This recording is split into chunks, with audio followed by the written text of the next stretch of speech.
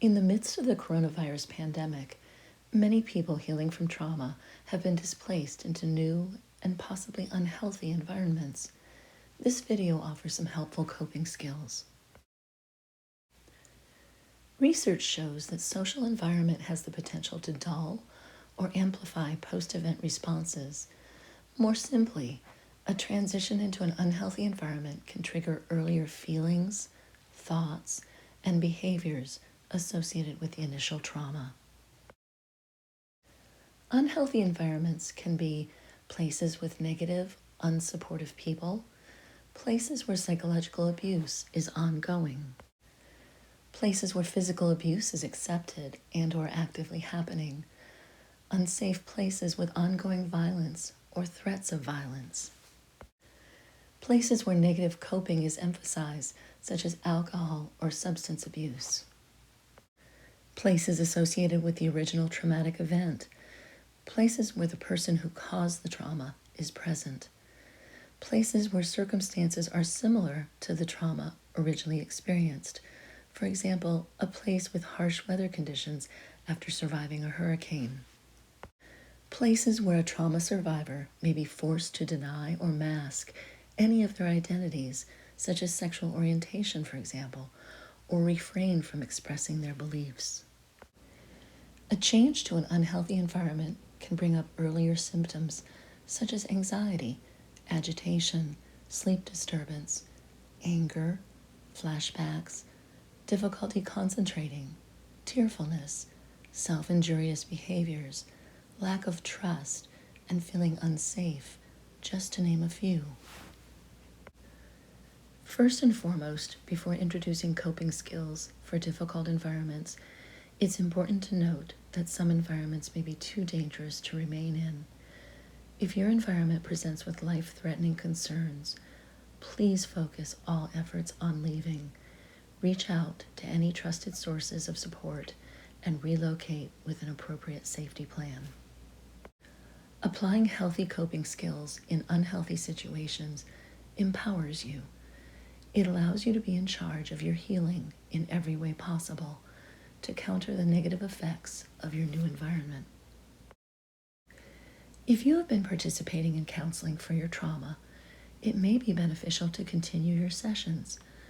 If your previous counselor is unable to be the counselor of record at your new location, discuss a referral to a therapist in your area for individual or group counseling or other programs designed for survivors of trauma.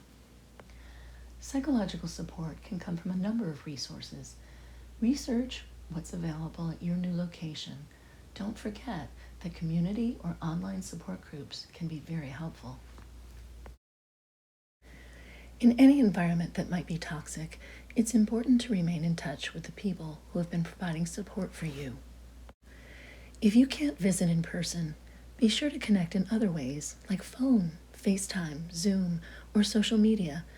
Knowing you have someone to reach out to can help you navigate intrusive feelings and thoughts that may be interfering with your well-being. Connect with friends or other members of your support group to enjoy other therapeutic activities you miss, like multiplayer gaming or a Netflix party. One thing we've learned through social distancing, there are a lot of ways to stay in touch with the people who care about us. Studies have shown that pets are a calming influence and can help with regulation of fight or flight adrenaline that is often dysregulated in trauma survivors. The more we learn about healing from trauma, the more we come to understand that nature plays a central role. SAVA, the Sexual Assault Victim Advocate Center, highlights 3 ways that nature helps a trauma survivor cope.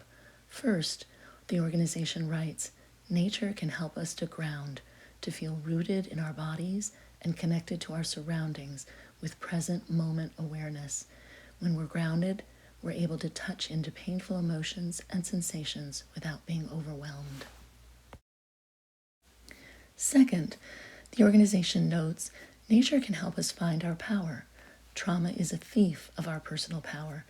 Nature provides us with opportunities and challenges that help us reconnect to our inner strength, whether it's finding the strength to complete a difficult challenge, discovering the patience and care to plant a garden, or feeling the safety in being in a natural place, nature has opportunities for powerful change.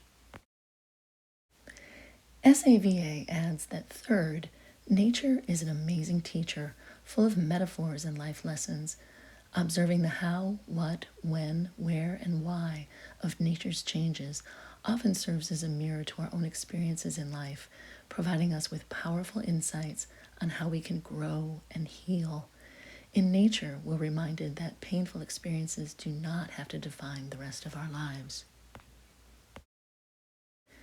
Research has shown that exercise is a fundamental way to open the lines of communication between body and mind. This is important because as humans, we hold and experience the effects of trauma in our bodies.